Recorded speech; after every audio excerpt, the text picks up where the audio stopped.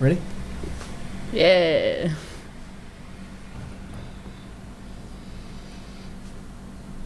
You're leading. Param Vijayate Shri Krishna Sankirtanam. Camera's here. Howdy do, fellow folks. Today we're doing Bhagavad-gita 2, chapter 2, text number 2. What's chapter 2 called?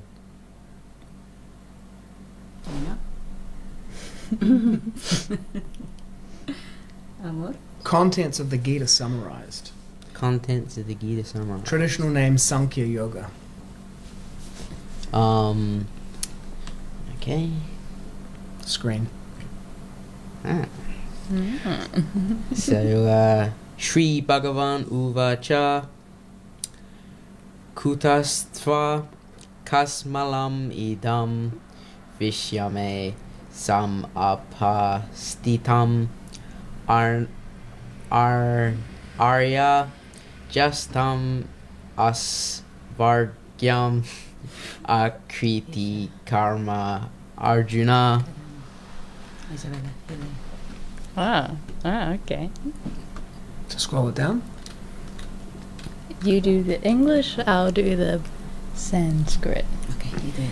śrī-bhagavān uvāca The Supreme Personality of Godhead said, kutaḥ wherefrom unto you kaśmalam dirtiness, idam this lamentation, viṣame in this hour of crisis, samupasthitam arrived anārya-juṣṭam persons who do not know the value of life, practiced by asvargyam which does not lead to higher planets, infamy, akīrti-karam the cause of, Arjuna. O Arjuna.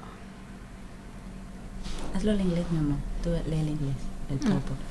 The Supreme Personality of Godhead said, "My dear Arjuna, how have these impurities come upon you? They are not at all befitting a man who knows the value of life. They lead not to higher planets, but to infamy." So what do you want to do? Do you want to check out the... It's Alt 2. So, yeah. No. Hang on. No. Let's leave it here. Okay. Okay, do it now. No, the Windows key or Command 2 here. There it is. Translation. The Supreme Person, Bhagavān, said, "My dear Arjuna, how have these impurities come upon you? They are not at all befitting a man who knows the progressive values of life. They do not lead to higher planets, but to infamy." That's a nice translation. Interesting. Anārya in both says persons who do not know the value of life. But do you see the difference in the translation? There are two I can see. Progressive values? No? Okay. Yeah, rather than one who knows the value of life, one who knows the progressive values of life. There's a comma. There are actually three changes I can see. The Supreme Personality of Godhead said, versus the Supreme Person Bhagavan said. And they do not lead to higher planets, they lead not to higher planets, but to infamy. So, command 1, it back to the other one. The Supreme Personality of Godhead said, how these impurities come upon you, my dear Arjuna. They are not at all befitting a man who knows the value of life, versus a man who knows the progressive values of life. And they lead not to higher planets, but to infamy, rather than they do not lead to higher planets, but to infamy. Command 2 it, you see that? They do not lead to higher planets, see? And then if you do command 3, you'll get the annotated... Yep.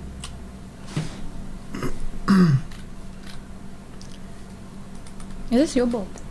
No, this is the 1972 Macmillan that Jayadvaita Swami marked up by hand, so the writing on there is Jayadvaita Swami's writing, indicating the changes that are going to go into the next edition, which was the 83.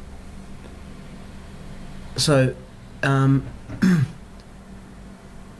J. Swami. yeah, if you go command 4 or 5, oh yeah, command 4, so here you get the diff set from Madhu Devisa, and if you go command 5, that's going to give you the original manuscript.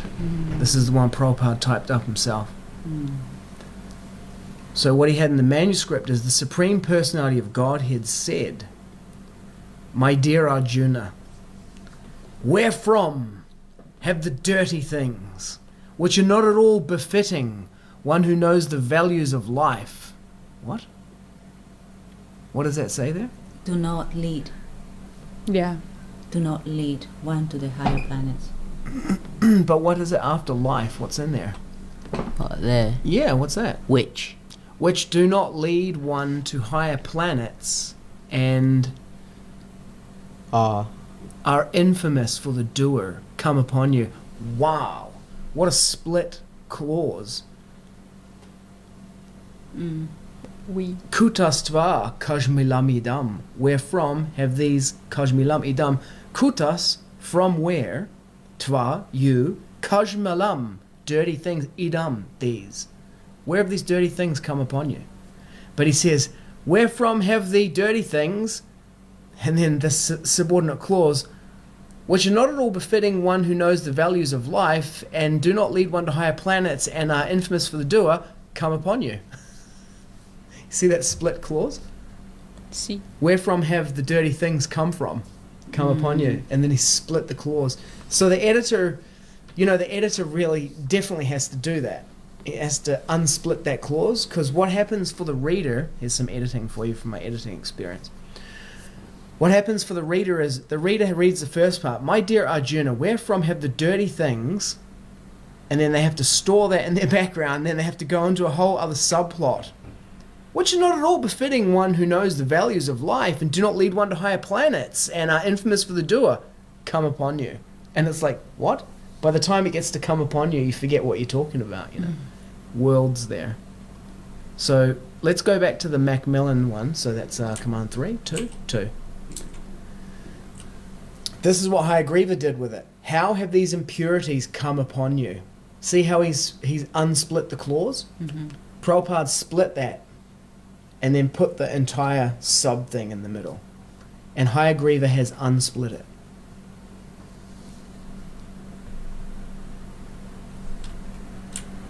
Purport? Yeah. What about... Well, how about we look at the diff set before we do the purport to see... Yeah, how much the purport has changed between the two editions. How much the purport has changed? This part got deleted? No, it got moved. It just got moved up a line. The reference got added? It got moved to before the... See, it got moved to before... Oh, yeah. To before the verse. There. Yeah.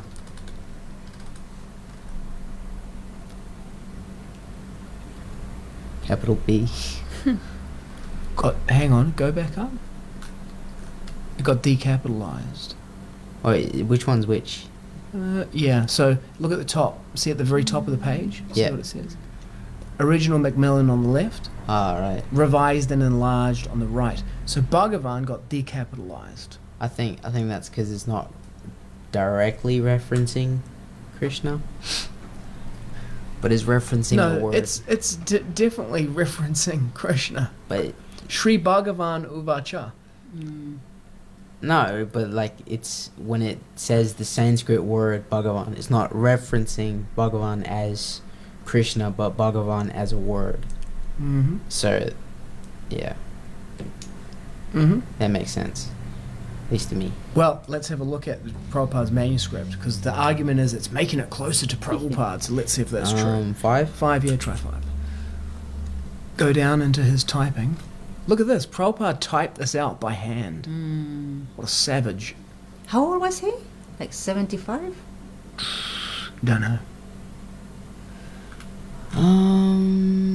It's capital B, I think.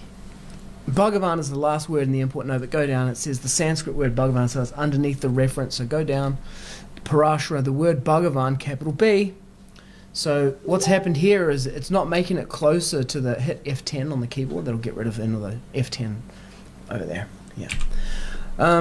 No, what's happened here is he's not taken it closer to Prabhupada. What he's done is he's applied a style guide. I saw an article about it, and there was someone had written to him, "Dear Jayadvaita Swami," lowercase j, lowercase s, Hare Krishna, or should I say, and then Hare Krishna lowercase, because he edited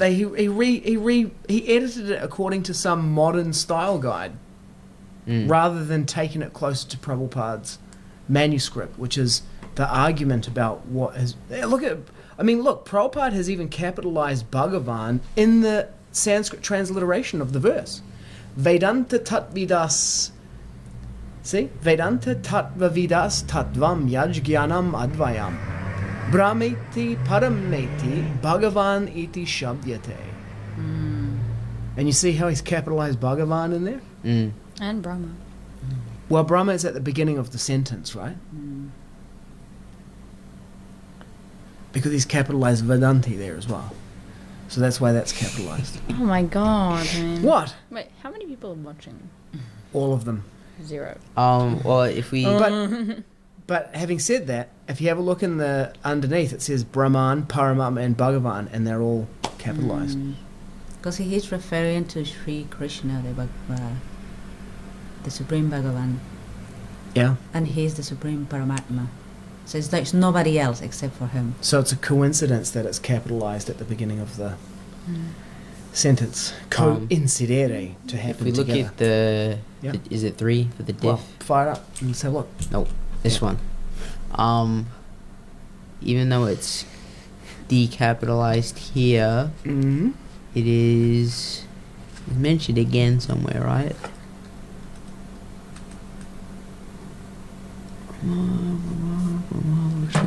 Dunno. Bhagavan, and there it's capitalized. If somebody don't start watching, I'm gonna spontaneously combust. So that just That proves... supports your point. Yeah. That may have been the reasoning behind it, which is Yeah. it's a bit sophisticated, because you're right, it's the Sanskrit word Bhagavan rather than Bhagavan, right? Yeah. Okay. But it's not closer to the manuscript, that's the point there. Yeah. Okay, let's go down and see what else. That was moved down. Mashed together. That was moved Yeah, Sanskrit down. formatting. Here's some change. The Kutaḥ. words kutas and kutaḥ. Such Kutaḥ. impurities. Kutaḥ. Such unmanly sentiments. Ouch! No, it should have been more like that. It says such impurities were never expected. What did Prabhupada say? Such unmanly sentiments. Let's see what Prabhupada said in the manuscript. Such unmanly sentiments. It's more kind of like Andrew Tate. Go down a bit more. Yep, it's after this section. Kutas. Such dirty thing. Wherefrom, such a dirty thing was never expected from a person belonging to the civilized class of men known as Aryans, capital A. Okay, flip it back then. So that's Hayagriva's thing, unmanly sentiments. I quite like it, but whatever.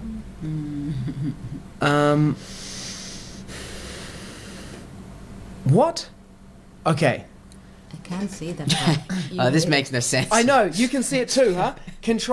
Command plus it so that Dana Devi can see it. Here, command plus up the top. I need glasses. Again, one more. I need glasses Okay. too. Now, this is hilarious. Okay. Can you see it now?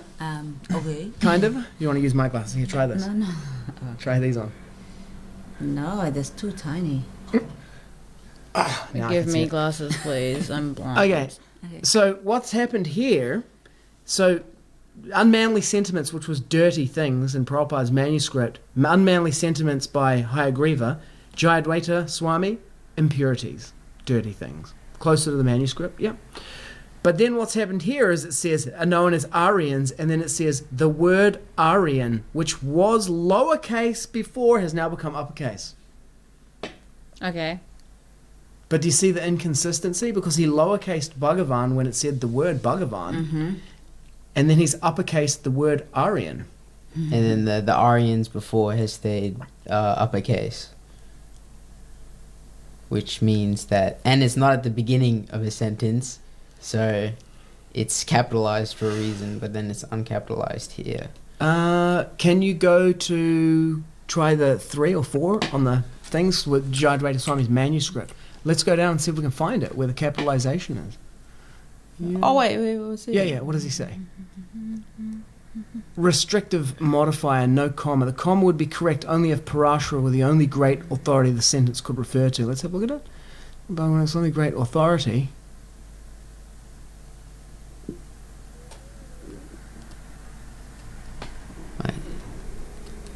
It was only... I see. Yeah. Yeah, it means that comma only goes there by the great authority. You know, Parashara Muni. In case you didn't know who I was talking about. You see what I'm saying? Yeah. Otherwise, it's the great authority Parashara Muni. Yeah. Yeah, so the restrictive modifier, yeah, anyway. You probably got that. Here we go! But hang on, find the decapitalization of Bhagavan. He didn't go up? Because that's where it is there. No, go down. The Sanskrit word Bhagavan, he has struck it out. Yeah. But he doesn't say why. He only says what he does with the comma. So it's not correctly, it's not even fully annotated, man. I don't know what that says. I don't know, but go down, let's have a look, because he has the Aryan there. Yeah. And it's circled, and what does he say? Dirty things, impurities, yeah, we saw that. Nothing about the Aryan. I guess you were just going for consistency, keeping it capitalized. Isha, stop it. Okay. It says cap. That's what. Can't see that far. No, I can't see that either. But that's interesting, isn't it? Because there are changes that are not explained in here, and they seem to be inconsistent. You generate a theory for the first one, but then the theory is violated for the second. Mm. So you're like, why? And it's not explained. I'm a nun. Yeah, okay. Impurities, we correctly deduced the theory that was there. Unmanly sentiments. Goes closer to... I like it on manly Oh, me too. Yeah. I love it. It's classy. It has... Classy. Not classy, but it has more Bougie. like... Yeah. Poetic, sophisticated. Yeah, sophisticated, that's the word. Yeah. Sophisticated. He gets it. He's an Aryan. He's an Aryan warrior. Unmanly sentiments. But then at the same time... Dirty. Yeah, they are impurities, they are contaminations. It's not necessarily bravado. But you know what? I wouldn't be changing the words of Srila Prabhupada. He says dirty things, okay. Well, you see, what happened here is the original editor, Hayagriva, changed it from dirty things to unmanly sentiments. Yeah. And then Prabhupada, authorized it, and then it went to print, and Prabhupada touched that book to his head, and then Jayadvaita Swami, and this is the argument against it, right? He says he's taken it closer to the original manuscript. But people are like, yeah, but Srila Prabhupada and Hayagriva working together created this. It's like, and they say this, they say, you're not making it more what the author wanted by going to an earlier draft. Like going back to something before. So,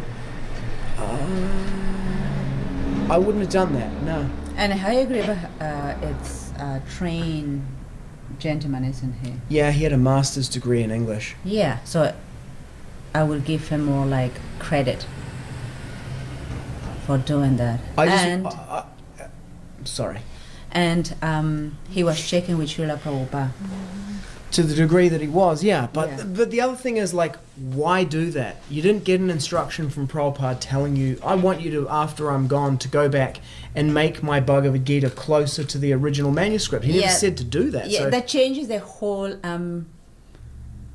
the author. That person is giving himself the authority, the permission to be the author now of this Bhagavad-gita. Yeah. Which is like, no, you know what? You're not the author. You're not Srila Prabhupada. You don't even have like the purity or the potency of him to do that. Now, How do you access the attachments? yeah, good question. I don't know. Maybe if you have Acrobat. Because There's something there. Yeah, it's probably the it's probably the manuscript, and it's probably attached at the end. But that's cool. Okay. We saw You it. want to read the purport? Yeah, over to you guys. Yeah. How about Isabella? Eh? How about the first paragraph? Yeah, you guys can take it in Yeah. turns. Krishna and the Supreme Personality of Loud. Godhead. Crank it. I'm right beside the microphone. I think they Yeah, can hear but crank me. it, crank it.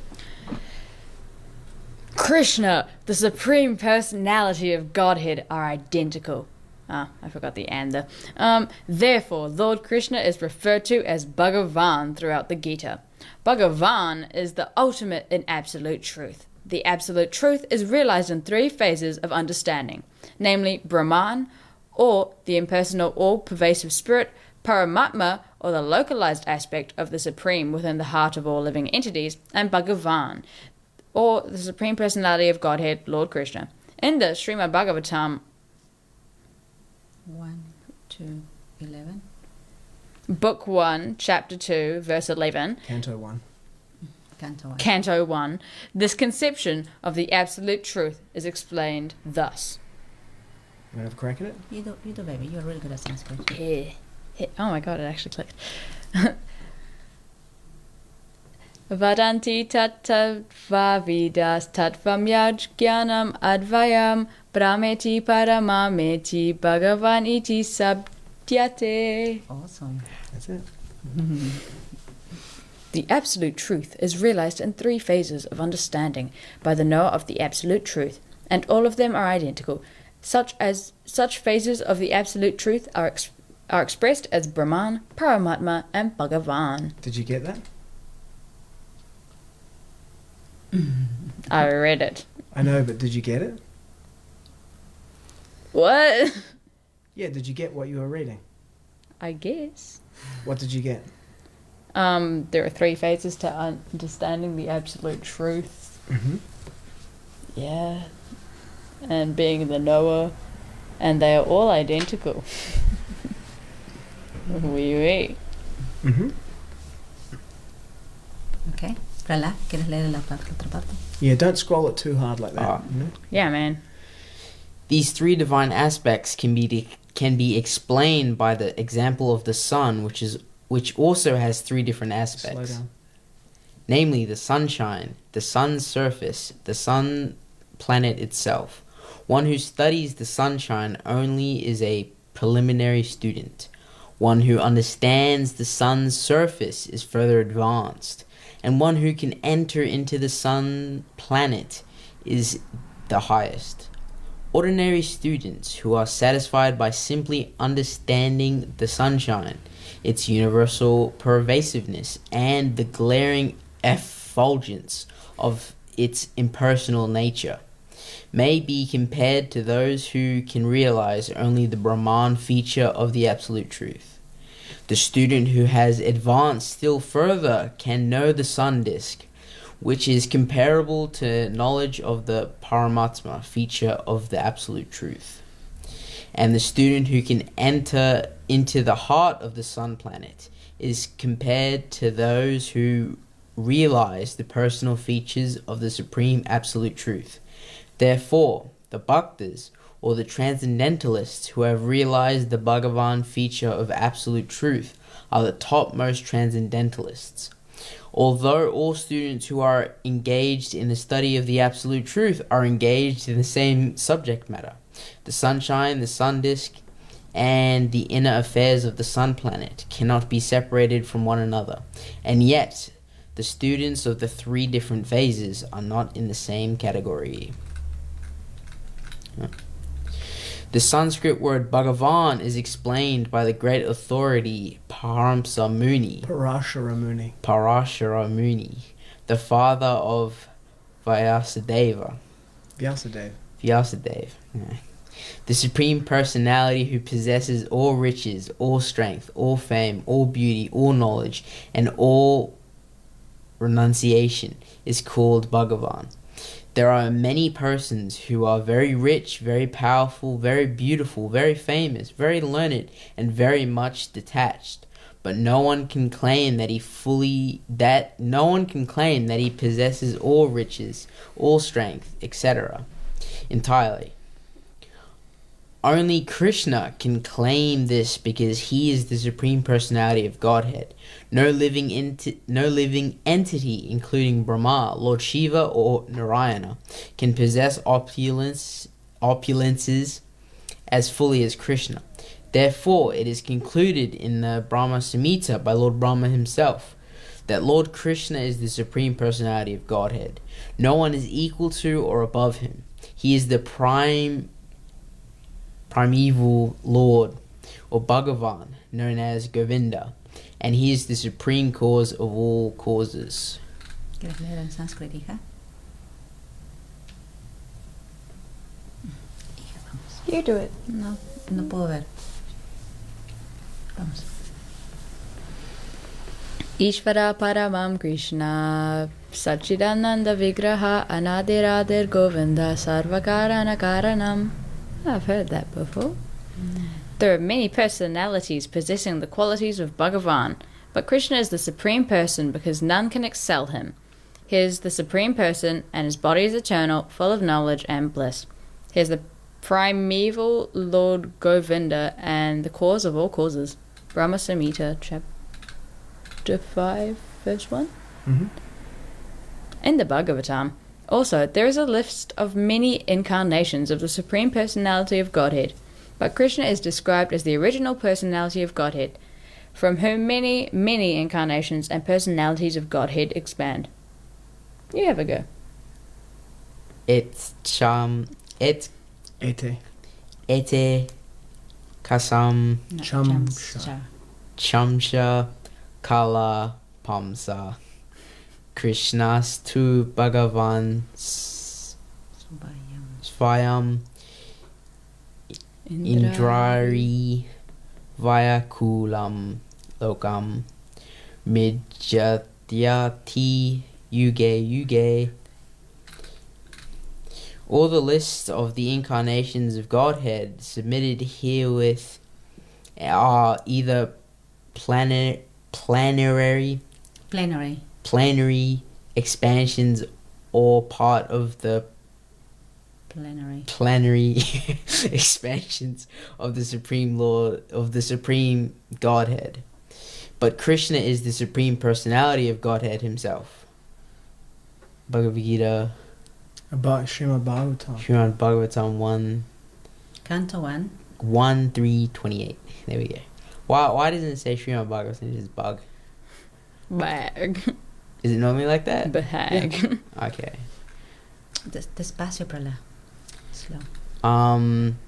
Therefore, Krishna is the original Supreme Personality of Godhead, the absolute truth, the source of both the Supersoul and the impersonal Brahman. In the presence of the Supreme Personality of Godhead, Arjuna's lamentation for his kinsmen is certainly unbecoming, and therefore Krishna expressed his surprise with the words kutaḥ, with the word kutaḥ, wherefrom. Such impurities were never expected from a person belonging to the civilized class of men known as Aryans. The word Aryan is applicable to persons who know the value of life and have a civilization based on spiritual realization. Just read it slowly and get it for yourself. Like, read it so that you get it. I get it. What did you get from that? People who are civilized based on spiritual realization do not have such impurities. As what? I mean, as what? Such impurities as... I don't know. Does it say that? Yeah, it does. They don't know the Krishna? value of life. Krishna? Aryans? No. But I didn't get up to that part. No, it was before this. Mm-hmm. What? Oh, we got a comment, guys. Yeah. Okay. In the presence of the Supreme Personality of Godhead, Arjuna's lamentation for his kinsmen is certainly unbecoming, and therefore Krishna expressed his surprise with the words kutaḥ, wherefore the word kutaḥ, wherefrom such impurities were never expected from a person belonging to the civilized class of men known as Aryans. He didn't say that. Doesn't say Okay. what? Doesn't say the impurities. Yeah, it does. Keep going. What? Where? Okay, listen to me, Creator. In the presence of the Supreme Personality of Godhead, Arjuna's lamentation for his kinsmen is certainly unbecoming. And therefore, Krishna expressed his surprise with the word kutaḥ, wherefrom. Such impurities were never expected from a person belonging to the civilized class of men known as Aryans. You see what such impurities is? Nah. Lamentation? Okay. Oh. I wouldn't think that was impure. Okay. Such impurities were never expected from a person belonging to the civilized class of men known as Aryans. The word Aryan is applicable to persons who know the value of life and have a civilization based on spiritual realization. Persons who are led by the material conception of life do not know that the aim of life is realization of the absolute truth, Vishnu or Bhagavan, and they are captivated by the external features of the material world, and therefore they do not know what liberation is. Persons who have no knowledge of liberation from material bondage are called non-Aryans. Although Arjuna was a Kshatriya, he was deviating from his prescribed duties by declining to fight. This act of cowardice is described as befitting the non-Aryans. Such deviation from duty does not help one in the progress of spiritual life, nor does it give one the opportunity to become famous in this world. Nor does it even give one the opportunity to become famous in this world. Lord Krishna did not approve of the so-called compassion of Arjuna for his kinsmen. This part is very powerful. Very, very powerful. So what do you guys pick up from there? Don't go too fast, sir. The last paragraph, huh? Not just the last part, the whole thing. Just let them go with their thing. The last one is powerful. That's all. Alright guys, do you want to give your understanding? So. I'll give you the structure. So you go back up to the verse, and then locate this verse in the flow of the narrative of the Bhagavad-gita. So go down to the translation until you got it.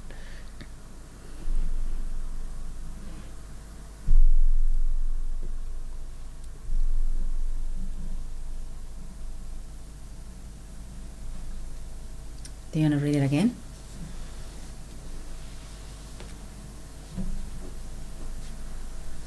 What? Do you want to read it again?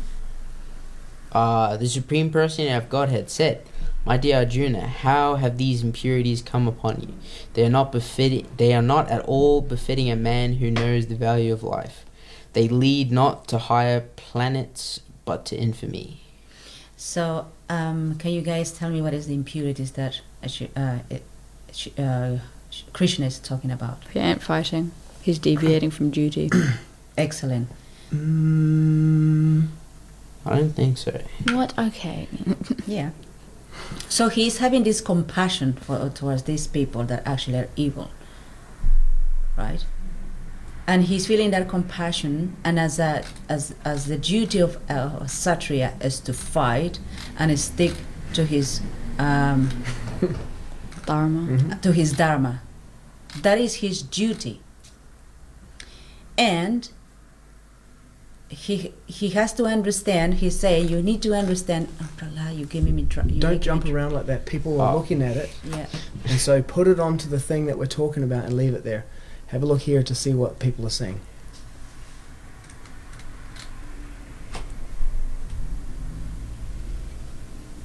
I don't know what I was saying. Okay. Sure. Yeah. Okay, so I'll give you this verse here, the 2.2. Prabhupada's purport is structured based on this, right? I can see it in the flow of the Gita and Prabhupada's purport. It's this. In this verse here, the second verse of the second chapter, Krishna speaks for the very first time. Until this point, we've heard Sanjaya speaking, Dhritarashtra. We've heard Sanjaya, so it's Dhritarashtra, Sanjaya, Duryodhana. Then we heard Sanjaya speaking again, and then Arjuna. And now for the very first time, Krishna speaks. Mm-hmm. But when Krishna speaks, he is introduced as śrī-bhagavān uvāca. This is not simply another personality like Sanjaya, Duryodhana, Dhritarashtra, or Arjuna speaking. This is śrī-bhagavān uvāca. What does it mean, śrī-bhagavān uvāca? It means the Supreme Personality of Godhead. So you see here in the purport, Prabhupada now goes into an extended riff on that point. And that's what's triggered it. Can you see that? In the flow of the Gita, first time Krishna speaks, now Krishna gets introduced, but it's like, ta-da! The lights, ah! Krishna speaks, and it's śrī-bhagavān who speaks. And then Prabhupada does a breakdown. So now, if you're giving the class on this, you can now just restate the class that Prabhupada has given here. Who wants to do that?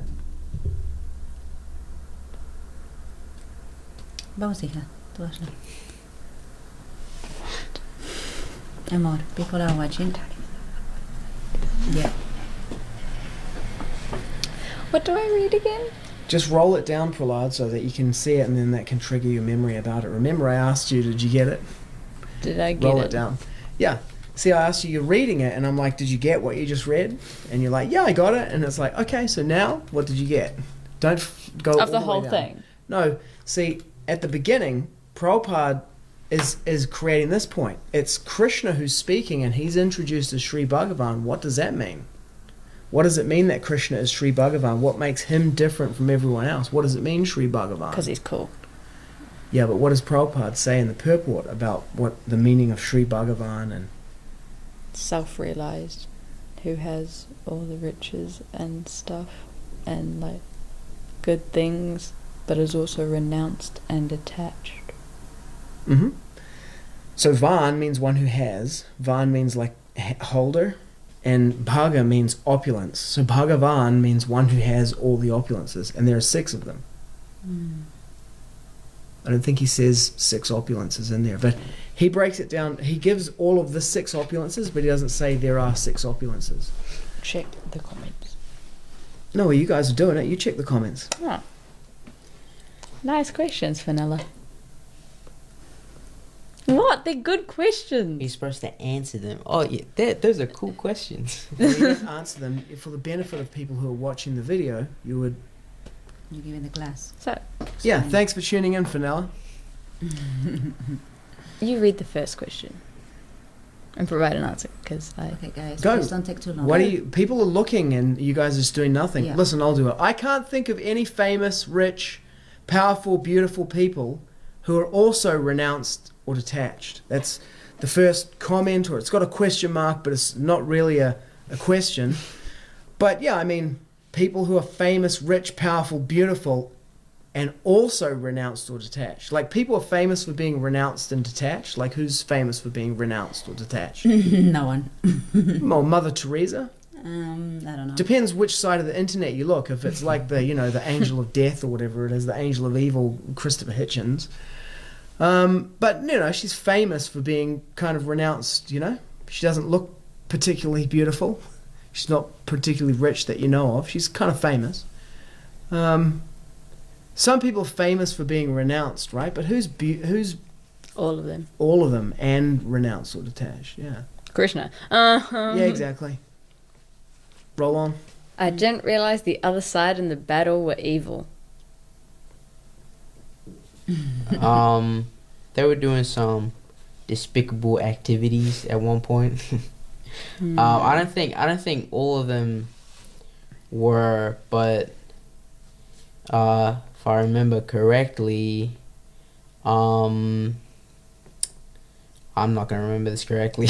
Well, just go for it. The king. So he got exiled. They were brothers, right? Mm-hmm. I'm not remembering the names, but they were brothers, and then one of them left to become like a yogi in the forest. Pandava?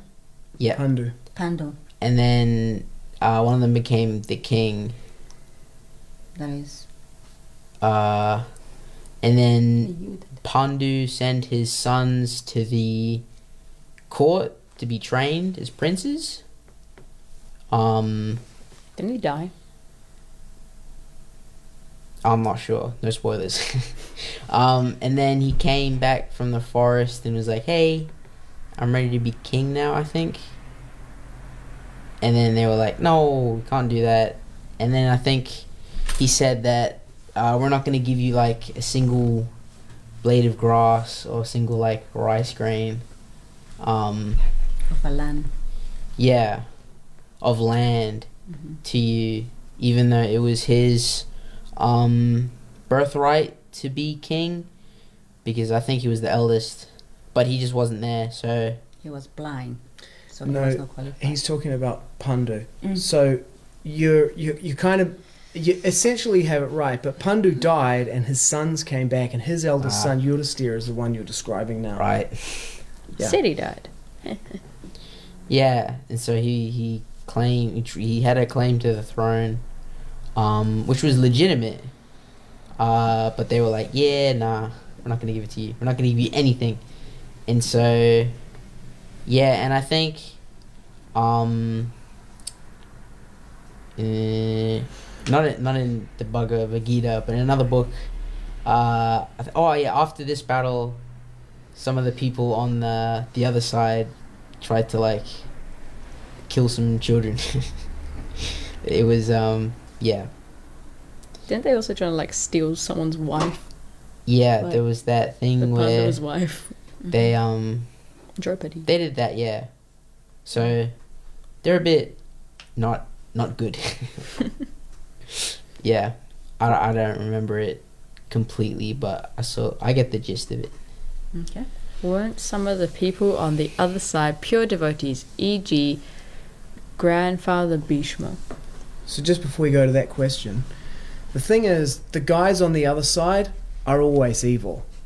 We are on the side of good and they are evil. That's always the way that it is, right? The other guys are always the bad guys. The other side are always evil. And on this side, we're just doing our job. But what you'll find is that everyone's just doing their job, but the truly evil people, they carry out their evil schemes through other people who are just doing their job. So the face of evil is people who are just doing their job. I'm not evil, I'm just doing my job, I just have to do this because, the government told me to, is why they're doing it most of the time. Okay, we'll wrap it up. Let's do this last question and then... Okay. Weren't some of the people on the other side pure devotees? Example, grandfather Bhishma. Yes. Do you want to answer that? Siddhartha? Yeah, Grandfather Bhishma, he's one of the 12 Mahajans, one of the authorities of... Let's switch to the webcam view there. You can click on webcam. No, far right. Yeah, that's it. Number 1. Bhishma Dev is one of the Mahajans, and they killed him because he joined the wrong side. Okay. Do you want to say more about the purport? What is Krishna saying to Arjuna? So what Prabhupada does here, switch back to the screen, let's scroll through it. He talks about the Brahmeti Paramatmeti Bhagavan iti shabdyate. That the Supreme Absolute Truth is realized in 3 phases, Brahman, Paramatma, and Bhagavan. And Bhagavan is the last word in the Absolute Truth. It's the personal aspect. And he gives the analogy of the sun, the sunshine, and the sun planet, the affairs of the inner globe. Those are the 3 different levels. You can't separate them. They're all part of the same phenomenon. But the ultimate understanding is the topmost, the personal goings on within the sun globe. Similarly, Bhagavan is the absolute, ultimate last word in the absolute truth, right? Ishvara Parama Krishna Satchidananda Vigraha. And he also quotes ete chamsa kalapumsa Krishnas tu Bhagavan svayam. So go down. So he's saying that Krishna is Bhagavan, Krishnas tu Bhagavan svayam. He explains the meaning of the word Bhagavan, the 6 opulences, and he does it by referencing Parashara Muni, the father of Vyasadeva. Scroll down a bit more. So here's Ishvara Paramaha Krishna, go down a bit more. Ete chamsa kalapumsa Krishnas tu Bhagavan svayam. Now go down a bit more. So now he has here created all of that. First part of the purport there is Krishna has been introduced as śrī-bhagavān the first time he speaks in the Bhagavad-gita. So what you'll notice as you go through and read this book and the purports is this purport is larger than the previous purports. It's the longest one up to this point. Except for maybe, yeah, it is. And that's because Krishna's been introduced and it's important to establish that point. And then in this last part here, see, he ends it. Therefore, Krishna is the original Supreme Personality of Godhead, the absolute truth, the source of both the Supersoul and the impersonal Brahman. It's a masterclass in the 3 phases of the absolute truth and the identification of Krishna with the Bhagavan. So now if you go down here, this last purport here, this last paragraph relates to the substance of what Krishna says. And it's about the Aryans. Anārya-juṣṭam, asvargyam, akīrti-karam, Arjuna. Anārya-juṣṭam, this is not worthy of the Aryans. Asvargyam, it does not lead to Svarga, the heavenly planet, Svargya Loka. And akīrti-karam, it is the cause of infamy, Arjuna. And so now he explains, Srila Prabhupada delves into that, which is talking about the Kshatriya Dharma. Kutas kaśmalam idam, where these impurities come from. The impurities are the lamentation for his kinsman, bodily identification. In the last verse, compassion for the dress of a drowning man is senseless. One should know where compassion should be applied, and the Aryans, who know the value of life, the progressive values of life, they should know the difference between the body and the soul. And this guy's acting like he thinks he's the body and he thinks everyone else is the body, and then ultimately he doesn't want to fight as a result of that. So Krishna's saying, stop being a little baby. Even when you're the body, you can still feel pain though. Yeah. I mean, it's just like saying, you know, even though you know you're not the clothes, you can still get upset if they get ripped.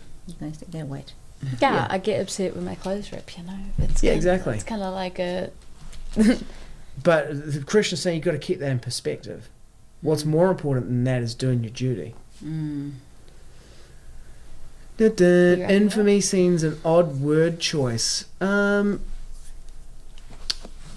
says, I understand good people do bad things under orders from bad leaders. I'm just doing my job is like literally the motto of evil. Like people think that gets them off the hook, you know. Infamy seems like an odd word choice. Maybe, I guess so. I guess it's not used these days because infamy, it means to be famous for something bad. That's what it means. Infamy. Hitler is not famous, he's infamous. Yashas, fame, which is in the 15th chapter, I believe.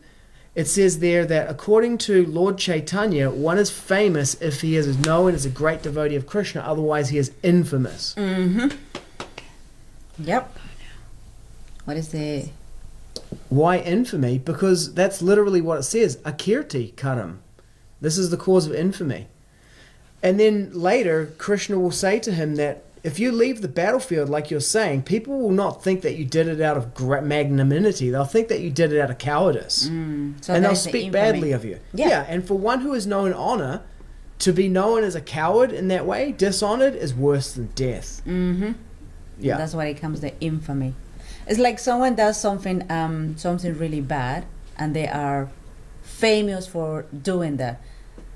But in a negative way, there's very the infamy comes there. You know, everyone will point this guy or lady, you know, that person did that bad. You know, that person like killed that person, and yeah, it doesn't have honor, doesn't have respect. doesn't have blessings. It's curses and hate. You got to remember, these guys are like Spartans. They've been living in the woods for like 10 years, you know, like living on the edge of their seats. These guys are hardcore. Yeah. For them, like misery or whatever, it's like not a big deal. What's overpowering his training and his like hardcoreness is his compassion. For his family members. Yeah. That are not actually, well, they're not doing honorable. So lamentation, misery, all that kind of stuff's not a big deal for him. But infamy, that is a big deal. Yeah, that's a big deal for him. That you know, against compassion, infamy. Yeah, okay, that's something for him to think about. Yeah. Okay, you want to wrap it up? That's it, folks. ¿Quieres decir algo? Thank you for taking the time to watch this. Thank you, Finello, for being here constantly. You're like our one viewer who's like watching this whole thing. Well, there's all the other people watching it on YouTube. There are people on YouTube watching. Yeah, millions of them. Many of them not even born yet. Thanks for tuning in. Param Vijayate Sri Krishna Sankirtanam. Total world victory of Hare Krishna. Good Hare job, Krishna. guys. We need some outro music. Well done. Bye.